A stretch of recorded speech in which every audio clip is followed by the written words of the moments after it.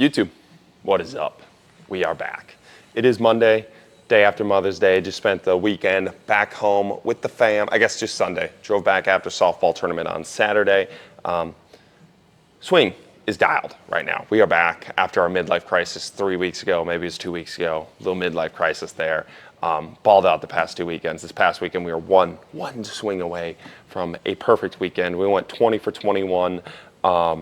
Switched to a little bit of a double overlap grip. I've been trusting the hands a little bit more, and it's kind of crazy just thinking about how much psychologically it is. It's just like up there now, I had something click, and I feel good. I don't think it was a huge technical shift. I don't think it was anything. I think a lot of it's just belief and going up there, doing the job, right? So it's not going to stay perfect like that. You're not always just going to be on this massive high streak where everything's perfect, but it's nuts that there was no massive technical or physical change between 3 weeks ago when we were terrible and these past 2 weeks, other than just belief and kind of clicking with some things. So really good swings this past weekend. Today we are struggling. I don't know if it's like my time of the month or I ate some bad food yesterday, but our tummy is in a wrecked state right now. We are struggling a little bit. We have been in and out of the bathroom about 14 times today, and we will do that probably 10 more times during this lifting session. So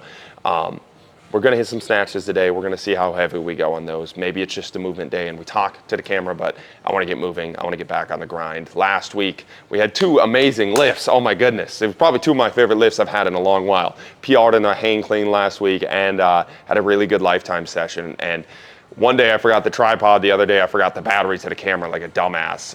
But it was awesome. It was nice to be locked in, and maybe, I don't know if it was because I didn't have the camera, I didn't have to talk to the camera, that the lifts were so much better, I was just more present, or if it was just, those were just good days. And I just coincidentally didn't have the camera with me.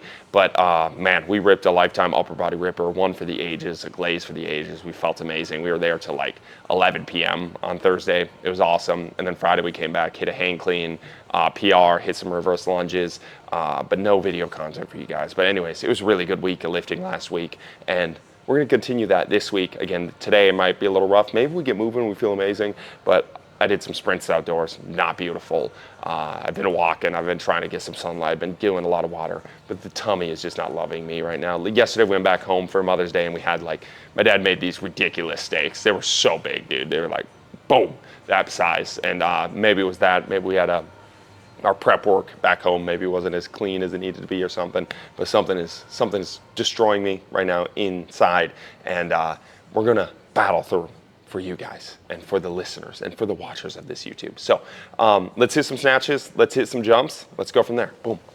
All right, so we found out real quick that jumps are a no-no. Anything that gets the stomach jiggling is making me go number 2, and we're sprinting to the bathroom. So this might be a seriously abbreviated lifting session, but maybe I answer some of your questions or do some Q&As or something. But I don't like throwing away the total day. I think just getting in and moving, doing some sort of movement, staying on track. Atomic Habits is kind of like a basic ass book. I think there's some good things in there, but I think a lot of it's just like the meathead philosophy with things. But one of the things I like from Atomic Habits was breaking the chain and never skipping multiple days in a row. Like the more consistent you can be, just showing up every day, whether that's just hopping on a treadmill for 10 minutes or just showing up and touching a weight and then leaving the gym, or just showing up to the gym and then leaving, is so much better than just skipping for recovery purposes, right? I think that gets people off track, and you skip today, you end up skipping tomorrow, and you don't get back on track until Wednesday. And then a lot of people, again, have that anxiety of, well, I messed up the first 2 days of my program, I need to throw out the program and let's just start next week. No, dude, just show up, start today.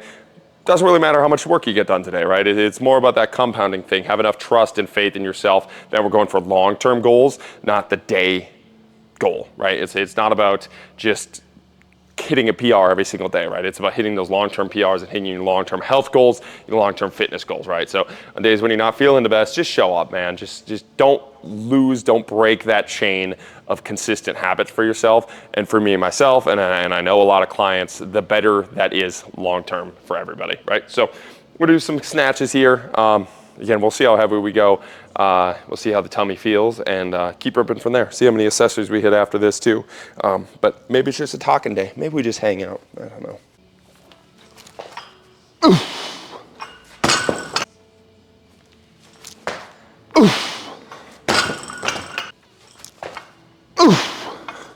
Those actually did not feel as terrible as I thought they were going to. The jumps felt terrible. Those didn't feel terrible. Let's keep ripping.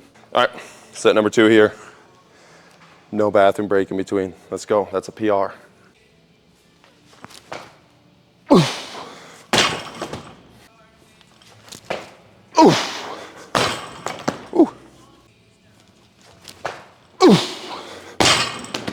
Let's go. So I think one of the things about snatches for me that go underrated, like the importance of snatching, it's nothing to do with snatching. It has to do with the fact that it's something new and novel for me to master in training. So training can be done for the sake of training in and of itself, right? So this is something that I've been struggling with, and this is the first time in my life that I have struggled with this, and it's a good struggle to have, right? It's when you get good enough at your craft, when you get good enough at your sport, the metrics from the weight room, the carryover from the weight room is going to start to be near zero, right? You're going to have built up a body that is fast enough, strong enough, hypertrophied enough, big enough, strong enough, fast enough, agile enough to be able to go onto the field, and your general physical qualities are already taken care of, right? Getting super, like you're not gonna have these newbie gains where you're gonna get incredibly faster, jump insanely higher, get insanely stronger after a certain amount of training, right? You already have a training age that's high enough that your base level of general physical prep is going to be high enough to where the transfer from the weight room to the field is negligible, right? So these KPIs we talked about in the weight room, these force plate things, this vertical, the jump mat, like these improvements going from a 35-inch vertical to a 36-inch vertical, sure you produce more force to the ground, right? But it's not really unlocking the things on the field that it used to unlock. Whereas going from a 22-inch vertical to a 36-inch vertical unlocks a whole new world of athletics to you, right? And that's the importance of training at the beginning.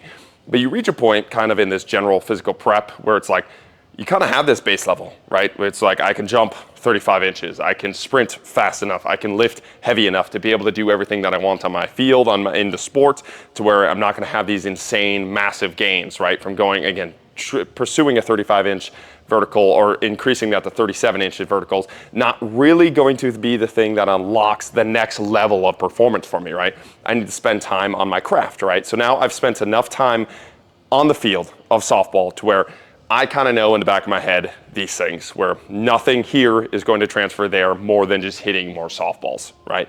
But I still need to do this stuff here, right? I just need to maintain in the most general scheme. I don't really approach it with the maintain set, like thought process, the mindset, but it is a realistic thing that I kind of know. I know, whereas before I was kind of blind to it, right? Because I wasn't good enough at my sport. I felt I needed to be bigger, faster, stronger than everybody because my technical and tactical skills of the sport were so bad that the only way I could compete was just being physically better, right? And that's kind of a trap a lot of athletes fall into, is just pursuing that physical pursuit as far as possible because they're scared because they don't understand, they don't get the technical, tactical aspects of their sport. And it's why you have all these great athletes. Like strength coaches hate them. They're like, well, they fuck around in the weight room, they mess around. It's like, yeah, because they get something you don't get. It's that they know this stuff doesn't transfer as much as we think it transfers. And the only reason we think it transfers is because we have to compensate for our lack of abilities on the field, right? So now I'm in a sport where I have spent a ton of time mastering the sport, and I know I could skip months of training, go onto the sport and continue to swing softballs and still be really good at my sport, right?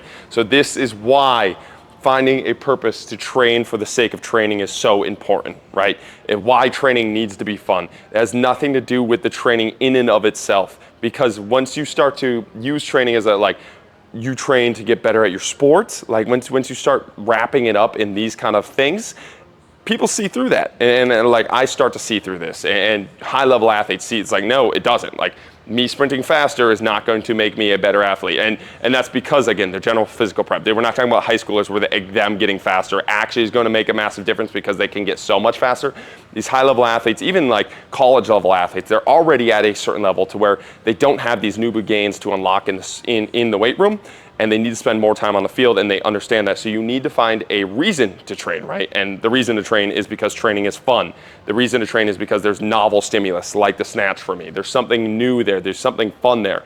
so we can maintain and slightly grow these already general physical preps. So you're feeling better. Again, I talked about if I want to hit a softball 500 feet, I need to have a spine that is able to survive the force of hitting thousands and thousands and thousands of softball. That is what's done here. It's just a survival mechanism, basically. But if I try to say, well, if I get stronger, I'm going to hit the softball farther, it's probably really not that true. And my brain knows that, and I lose a lot of motivation in training when I try to use something from here that I know doesn't work and apply it to the field, right? I gotta clean up this rant a little bit in my head.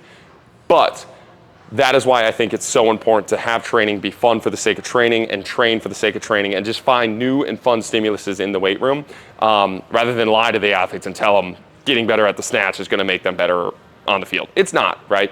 It's just going to maintain your general physical qualities that you already have so that you can survive the field. And the field is where you need to spend your time, and it's where the best athletes already spend their time, right? So finding reasons to make training fun, finding reasons to have training be fun is a massive component and interesting and new. And I don't want to say maintenance. I don't love the thought process of maintenance. We're still pursuing KPIs. We're still pursuing increases in these general physical qualities. It's just understanding at a certain point that increase is really not going to be the moneymaker, not going to be that exponential gain that it was for you before. And the athletes start to realize this. And once they start to realize this, they can totally disregard training. And when they disregard training, that's where the maintenance part goes down, and then their GPP does fall. And when the GPP does fall, that's where you see the injuries rise. That's where you see them lose a step. That's where you see them lose abilities that they had before. So you want to keep the GPP high and maybe slight increase there. But we do that by making training fun, not by lying to them and telling them they need to spend all this time here when they really need to spend their time on the weight room or in the field of play, right? So we'll clean up that rant, but I think there's some gold there that needs to be talked about, at least for motivation for me to train. Like, I need to have fun in training because right now, before I could train to get better at my sport, I thought it was the key. And I was just so obsessed about being good at the sport that I was like, okay, I'm just gonna run my face into the squat. But now that I realize, okay, that's really not that true. Like, if I get I truly believed getting my squat from 405 to 500 pounds would make the world a difference. It would make me an NFL athlete. I really thought that. And now that I know that not to be true, and a lot of high-level athletes already know that to be true, you can't lie to yourself anymore with these kind of placeboed effects of the weight room, and you have to start telling yourself the truth. And the truth is you just need to enjoy training for the sake of training and then really spend your time where it matters, which is technical, tactical understanding of the sport. All right, let's get this. Oof. Oof. Ooh, that was clean. Nice. All right, let's go. Set number 3 here. On that rant before, I don't think that should negate, again, it doesn't negate the importance of training. If you feel good on the sport, on the field, if you feel confident, you feel amazing, you feel fast, you feel explosive, that's all that matters. That's psychological game of how your body feels, and you're showing up to practice, putting in effort, right? Because you feel good. That's a massive part of training and the importance of training. So I don't want to say training doesn't matter. That wasn't the point of the rant. It's just finding reasons why training matters that aren't a lie, that are not a fallacy. And I think a lot of times we lie to the athletes and the athletes see through it. And then you have to sit there like the athlete's like, why am I doing this bullshit? Like, I'm a starter already. Like, what's increasing my squat gonna do? You know, like, why are we having this conversation? You're lying to me. I know you're lying to me. You don't play college sports. I play college sports. I play professional. They don't play professional.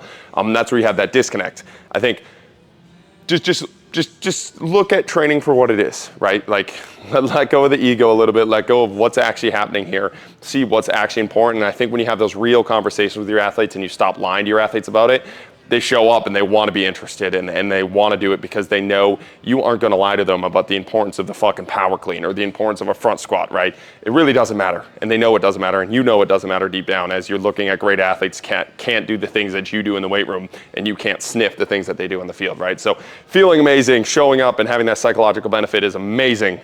And it's what gets you through a lot of stuff in the league and in your college career. And there's a lot of importance there. I'm not saying that's not important. I just think a lot of times we lie to the athletes about what's actually important, right?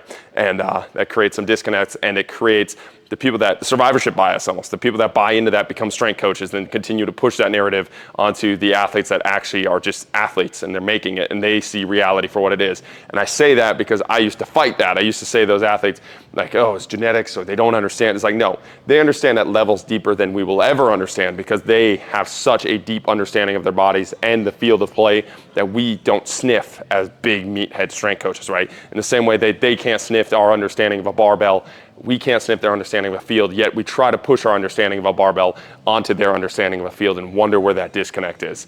I think if you can just take a step back and realize that they are the PhDs in what they need to be PhDs in, and then just be truthful about what the importance of this is rather than trying to sell them on something it's not, you can get a lot better results and a lot better buy-in. So, long rants, let's keep going.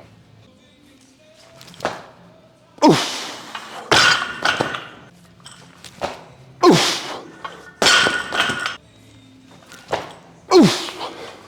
Woo! Let's go. All right, another set, another day. 0 bathroom trips so far. Here we go. Oof. Oof. One more. Oof.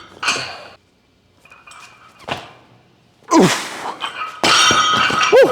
All right, let's go. One more set, maybe 2 more sets. We'll see how it goes. This will be a sweet one to keep pulling, even when we're feeling like shit. Just keep ripping our old good numbers when we're feeling like poop. So let's get it. Oof. I don't know what I did there, but that felt kind of clean. Let's call it there. Here's some squats. My head and tummy are hurting. We will go on to the next. That felt pretty clean. We're gonna rip a 7 rep max here. As soon as we're done with the 7 rep max, we got a 3-minute slow lower. So we'll pull down into that squat for 3 minutes. We'll strip all the weight off the bar, come back up as a little finisher. That'll be fun. Kamer bar is an absolute beast maker. Let's go.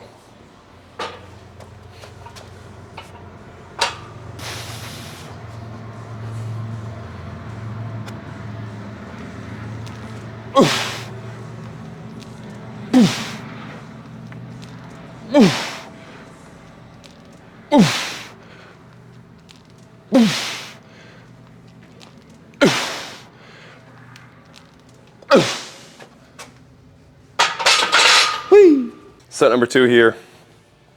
Let's rip. Oof. Oof. Oof.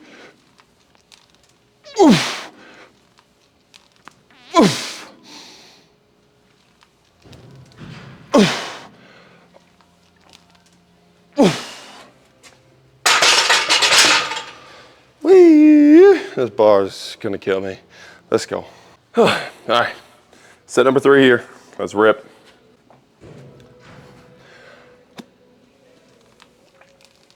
Oof.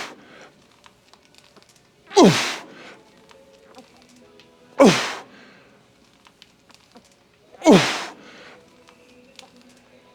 Oof. Oof.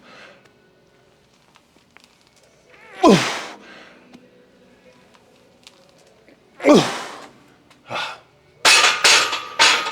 Whee. All right, 2 or 3 more sets there. Let's go.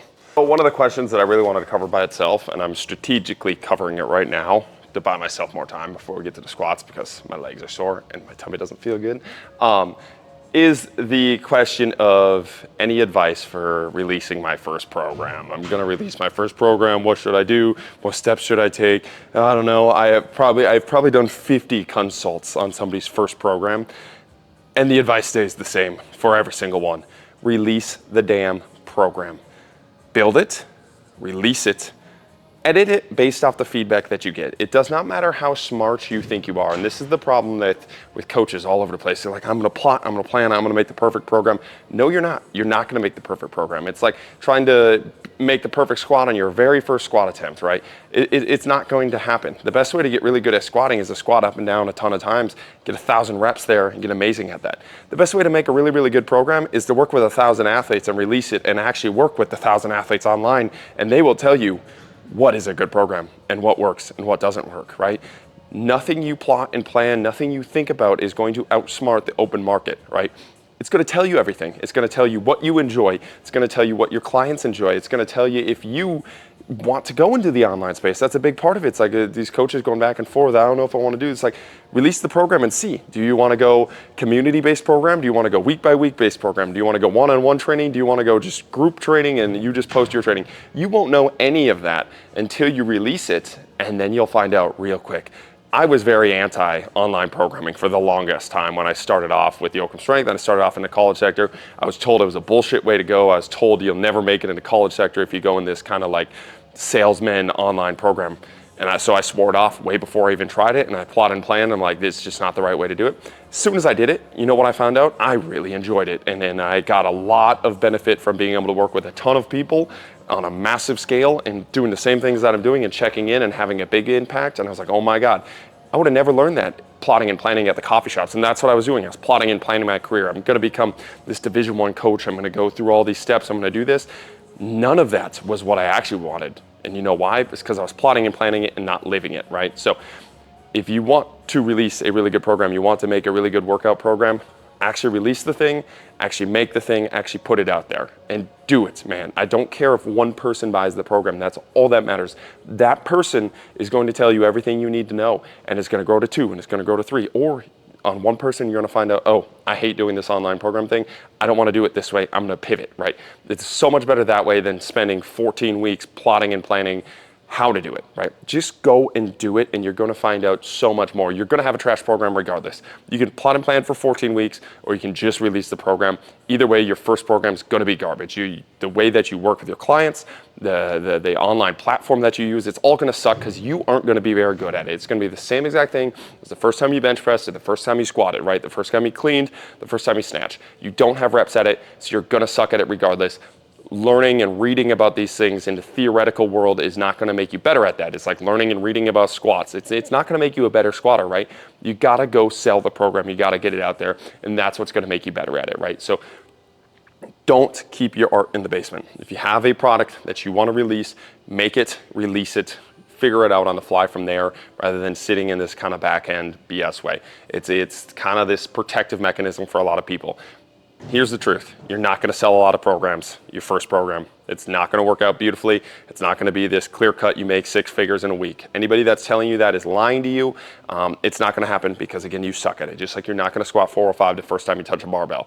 But you will build up to that. And the faster that you can start squatting, the faster you can start selling your program, the faster you're going to get to that 6-figure online business or the 6-figure in-person business, or just throwing it all out and realizing you want to actually go become an accountant because you actually tried it and you save yourself 2 years of life rather than sitting there in this theorizing way and doing consults with people instead of just like doing it. Go and live the life first, see what you enjoy, take those data points from there, then apply it to real life, right? Stay out of the theoretical. Theoretical's fun, it's great to think about, but at some point in your life you actually have to go and live it and release it and put your nuts on the line, man. Put your name on the program and see if it's something that's going to work. And if it's not, just accept that it's not going to work. Or if you do enjoy it and it's not working, go and fix it rather than plotting and planning on how to do that, right? So all that to stall for these squats that are going to fuck me up. 7 rep max here. Let's go. Oof. Oof.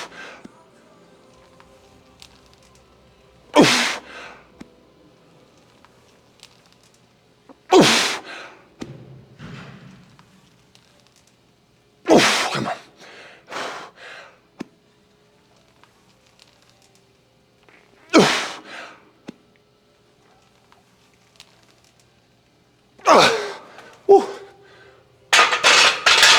Whee. That was fun. Don't put those in your program. Those suck. God damn. All right. This is gonna be the last thing we do today. We got 3-minute quasi squats here right before game time. We got softball tonight at 8. We'll do some joint movements. So I'll do the hammy pulls, the leg extensions, and the hip wipers. Today we'll hit 100 of each of those right before game time just to get some juicy, and we'll hit some BP before. But this will be the last thing we got here. 3-minute lower. This is gonna suck. Let's get it.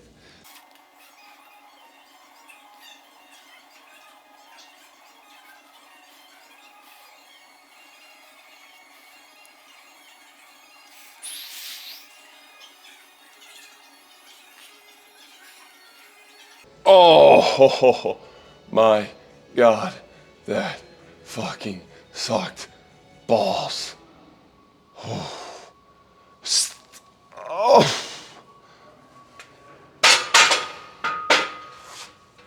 Boom. All right, that's a day. Keep it simple, keep it short. Hopefully the tummy's feeling better tomorrow. Hopefully we got some good rants in today. We're gonna hit some nukes tonight, eat some steaks right away after this. Let's go, let's get it, boom.